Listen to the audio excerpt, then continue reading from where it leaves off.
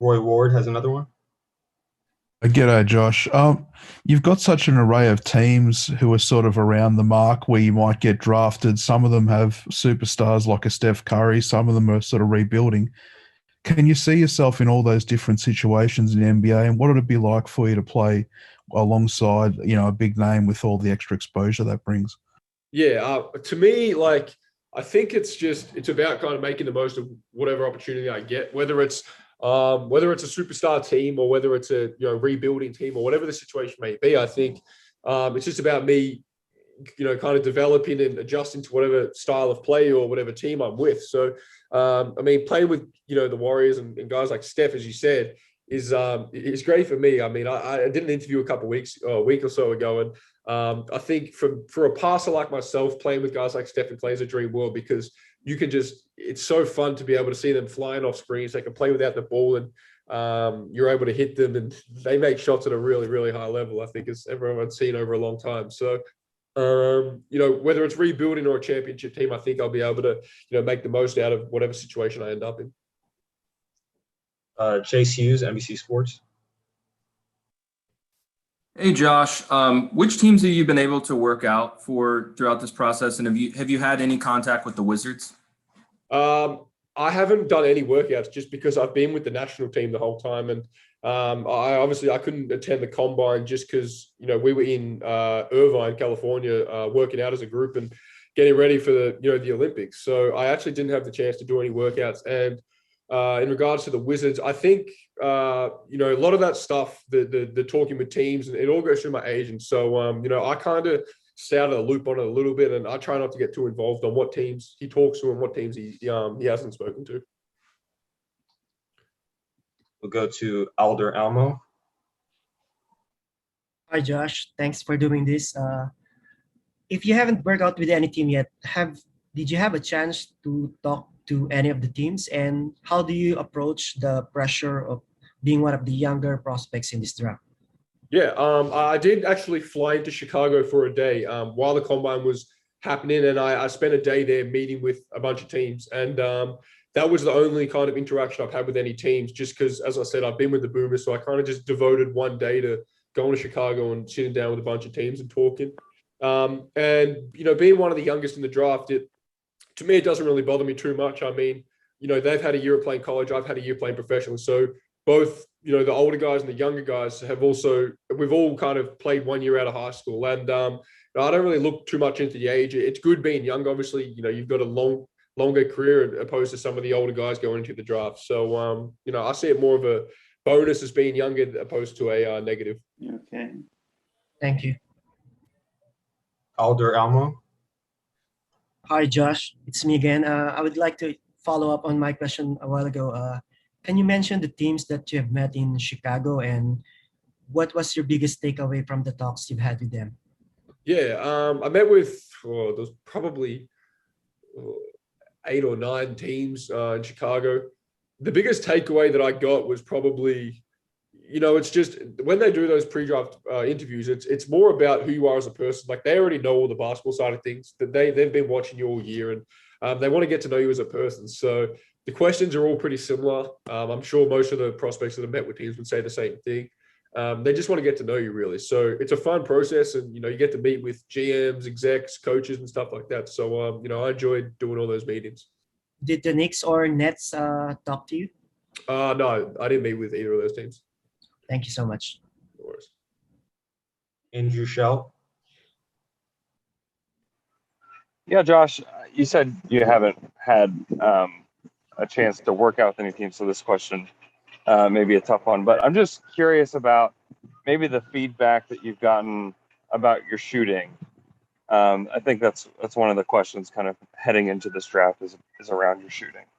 Yeah, I mean, I've known that all year, and I mean, I think the shooting thing about me is a bit exaggerated. I think I started the year so bad that it was hard for me to catch up percentage wise, and I think in the back probably half, 2/3 of the season, I think I shot the ball at a reasonable level. So because my start of the year was just horrible, it made it look so much worse than it was. But But by no means is it where I want it to be. It's definitely a working point for me, and that's what I've been focusing on heavily this offseason. It's just, getting up a lot of shots, game shots.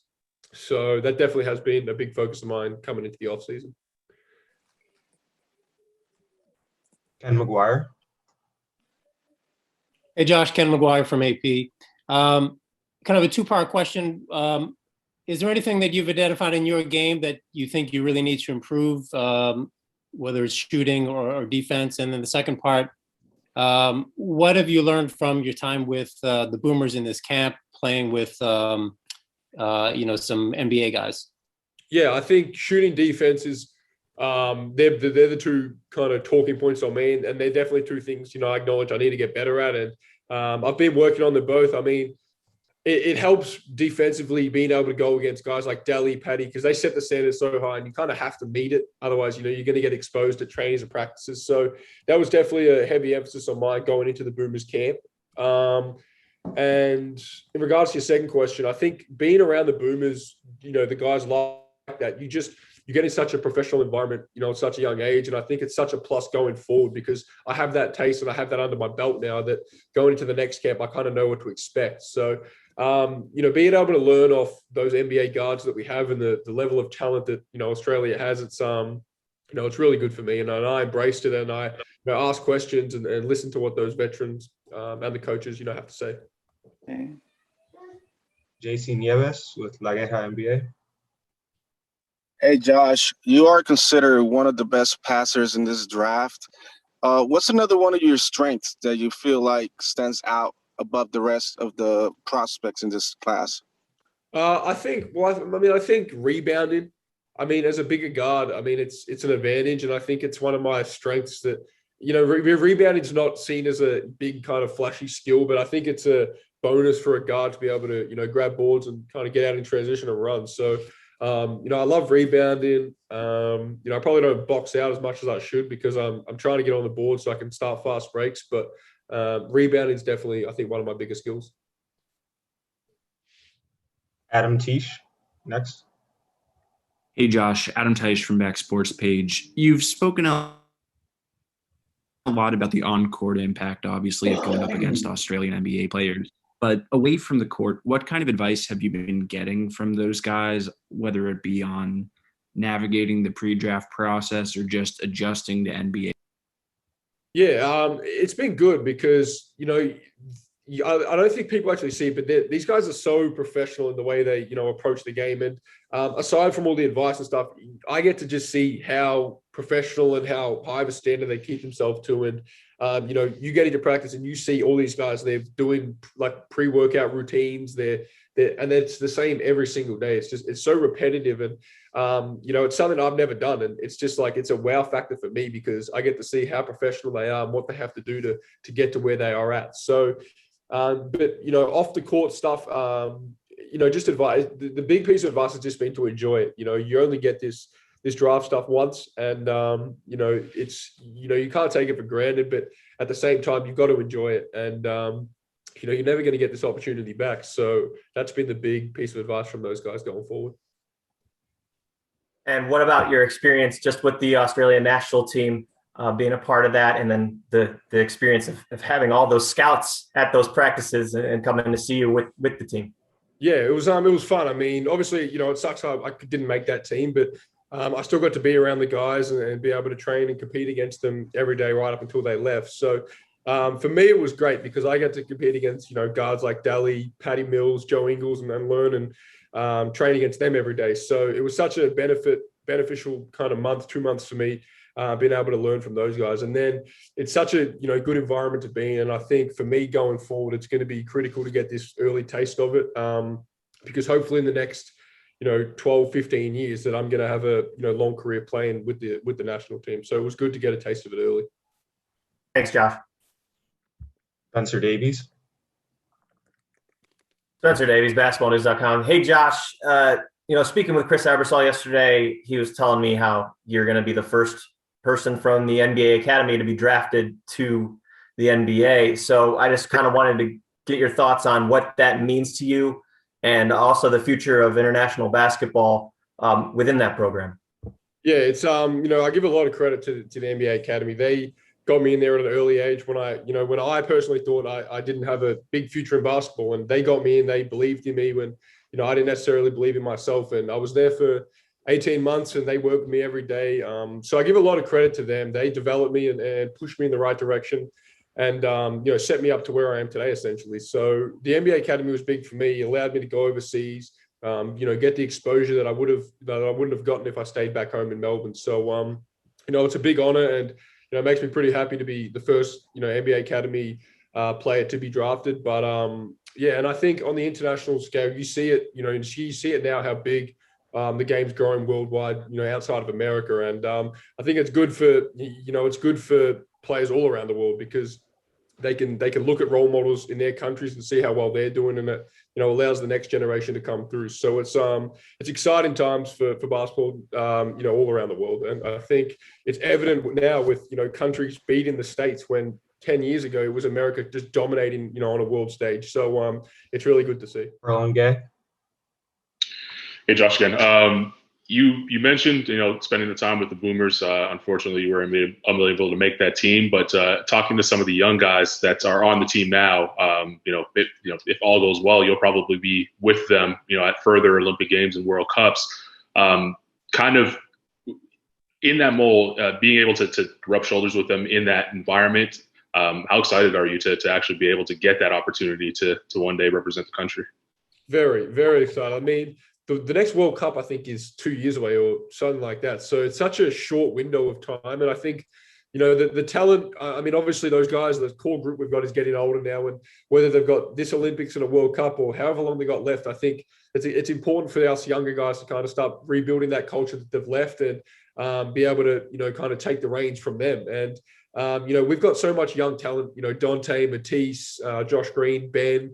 So we've got a bunch of young guys on our team, and I think going forward, it's going to be in good hands. So it was good to be able to go to camp with those guys, and they're obviously going to get a taste of the Olympics now. So hopefully it's going to be for the better when we come back and kind of regroup again. One more question here. You were fairly young when the Olympics was there in Australia. But what's your first Olympic memory watching the Boomers play? Jeez, yeah, I wasn't even born actually when it was in Australia, but I do remember it. I mean, Andrew Gaze was the flag bearer at the Sydney Olympics, so I have a brief memory of it. But my first Olympics that I watched would have been the 2012. I think that was London, if I'm right. But that was I stayed home at school I remember watching Australia play USA, and I stayed home from school to watch it. So that was the first real Olympic memory I have. But, ever since then, I've been such a big fan of watching the Boomers and watching the Australian teams at World Cups and all sorts of things. And now for me to finally be, in that kind of group is, it's special because I used to love watching them and supporting them. And last question, Daniel Bell. Hey, Josh, we know about your scoring and you just talked about your rebounding, but what's something you want fans to know about your game? Something else. I mean, I think I think my game is pretty self-explanatory. I mean, I'm not a big highlight reel kind of guy. I'm a team first, playmaking guard. So, my game is kind of as you see it. And I think, rebounding, passing is obviously my biggest strength. And I think we can all kind of agree on that. But I think scoring the ball, I think in the NBA, because the court's so much more spaced and spread out, it's going to allow me to kind of get into the paint and make a few more reads, whether that's, scoring on the ring myself or hitting teammates. So, I'm looking forward to the spacing of the court. And obviously there's the 3-second violation. So it's not like the NBL where, big guys can just sit under the ring and stand there. You have to get out of the key, and it's going to be good for me, when I'm attacking, downhill. So hopefully that allows me to make a few more reads.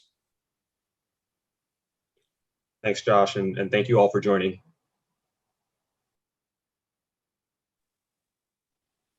Isaac Simpson to start. Hey, Josh, two questions for me. Are there any players you looked up to growing up or tried to model your game after? And if a team asks the question, what are we getting if we draft Josh Giddey? How would you answer that question? Yeah, no, there definitely was players growing up that I loved to watch. I mean, Andrew Gaze was, a legend in Australian basketball, and he was definitely someone I looked up to and idolized. But, speaking NBA, the guys probably I looked up to the most was guys like Luka Doncic, Ben Simmons, Joe Ingles, a lot of those bigger point guards that were, pass first guys and love getting teammates involved. And to answer your second question, I'd say it's you're getting an unselfish, versatile, taller guard that loves making plays for other people. Is a willing passer, can score, can rebound. But there's definitely things I got to work on. But when you draft me, that's what you're going to get from day one. Roy Ward. G'day, Josh. It's Roy from The Age in Melbourne. Mate, to start with, you said that you didn't think you had a big future in the game when you first went to the NBA Academy.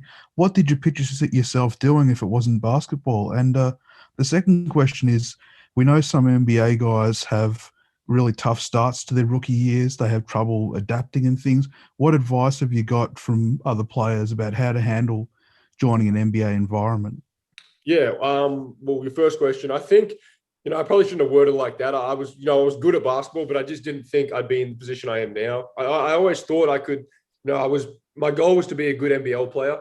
And, prior to going to the academy, that was where I had my mind set on. And as I got into the academy and I got better and better, I slowly started progressing. And then the NBA was always a dream, but it didn't become a reality until probably 6 to 12 months ago. So, that's what I meant when I said I didn't think I was going to be where I'm at today.